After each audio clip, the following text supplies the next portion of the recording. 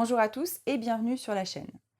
Aujourd'hui, on va répondre à une question que se posent absolument tous les professeurs de langue, qu'ils soient stagiaires, contractuels ou même expérimentés.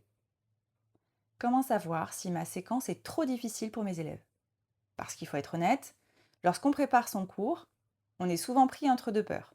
La première, c'est de faire quelque chose de trop simple et que les élèves s'ennuient. La deuxième, c'est de préparer une séquence passionnante, ambitieuse, intellectuellement stimulante, mais totalement inaccessible pour la majorité de la classe. Et souvent, lorsqu'on débute, on se rend compte du problème beaucoup trop tard. On a déjà préparé toutes les séances, les documents, les activités, les évaluations. Et au bout de 2 semaines, on voit que quelque chose ne fonctionne pas. Les élèves décrochent, ils ne participent plus, ils ne comprennent pas les consignes, ils n'arrivent pas à produire ce qu'on attend. Bref, on sent que la machine est grippée. Alors, comment repérer ces signaux avant qu'il soit trop tard? C'est ce qu'on va voir ensemble aujourd'hui. Première erreur, confondre ce qui est intéressant avec ce qui est accessible. Quand tu débutes, tu as souvent envie de partager ce que tu aimes. C'est normal. Après tout, tu as étudié la langue pendant des années. Tu as lu des romans, tu as étudié des films, des œuvres littéraires, des phénomènes culturels complexes. Et tu as envie de transmettre cette passion. Le problème, c'est qu'on oublie parfois le niveau réel de nos élèves. Prenons un exemple. Tu as étudié la guerre civile espagnole à l'université. Tu trouves un magnifique document, une interview historique. Le document est passionnant et donc tu prépares toute une séquence autour. Et puis tu réalises que tes élèves de seconde ont déjà du mal à comprendre une présentation personnelle simple. Le document est excellent, mais il n'est pas adapté. Et c'est là une distinction fondamentale. Un bon document n'est pas forcément un document intéressant. L'intérêt culturel ne compensera jamais une difficulté linguistique excessive. Quand on se demande si une séquence est adaptée, il faut revenir à une question simple. Quel est le niveau réel de mes élèves aujourd'hui? Pas celui que j'aimerais qu'ils aient, pas celui non plus qu'ils devraient avoir, celui qu'ils ont réellement. Et pour cela, le CECRL est un outil extrêmement utile. Par exemple, un élève A1 est capable de comprendre des informations simples et familières. Un élève A2 peut gérer des situations courantes du quotidien. Un élève B1 peut déjà raconter, expliquer, justifier de manière relativement simple. Et puis un élève B2, lui, peut développer une argumentation plus complexe. Donc maintenant, pose-toi cette question. La tâche que je demande correspond-elle réellement à ce niveau? Si j'ai des élèves A2 et que je leur demande d'analyser les intentions implicites d'un auteur dans un article de presse complexe, il y a un problème. Si j'ai des élèves A1 et que je leur demande de débattre spontanément pendant 10 minutes, il y a aussi un problème. Le CECRL permet justement de garder les pieds sur terre. Le but n'est pas de noyer les élèves avec des tâches trop difficiles. C'est probablement l'erreur la plus fréquente. Et pourtant, on en parle peu. La surcharge cognitive. C'est lorsque le cerveau doit gérer trop d'informations en même temps. Imagine un élève qui doit comprendre un document audio, apprendre du nouveau vocabulaire, identifier un nouveau point de grammaire, retenir une nouvelle méthode, réaliser une tâche complexe, et tout ça, en plus, en langue étrangère. Tout cela dans la même séance. Même un élève excellent risque de saturer. Le cerveau a une capacité limitée. Lorsque cette limite est dépassée, l'apprentissage ralentit considérablement. C'est souvent ce qui explique les réactions du type Madame, je comprends rien ou je sais pas quoi faire. Alors que l'élève est tout à fait capable de faire ce que tu lui demandes. Il est simplement submergé. Une séquence efficace ne cherche pas à tout travailler en même temps. Elle avance progressivement. Maintenant, voici une question que je me pose très souvent pour m'assurer que ma séquence est adaptée. Les élèves arrivent-ils à comprendre ce que je leur demande? Ou leur demande-t-on déjà de produire quelque chose? Parce qu'il existe une différence énorme entre compréhension et production. Comprendre est généralement plus facile que produire.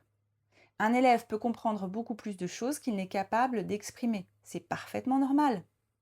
Donc, si tes élèves comprennent les documents, mais sont incapables de réaliser leur production demandée, ça ne signifie pas forcément qu'ils n'ont rien appris ou rien compris.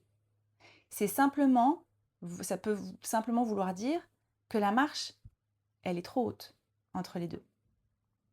La production demandée nécessite peut-être davantage d'étapes intermédiaires. Maintenant, parlons des indicateurs très concrets. Comment savoir qu'une séquence est trop ambitieuse? Premier signal, les élèves ne comprennent pas la consigne. Pas un élève, pas deux.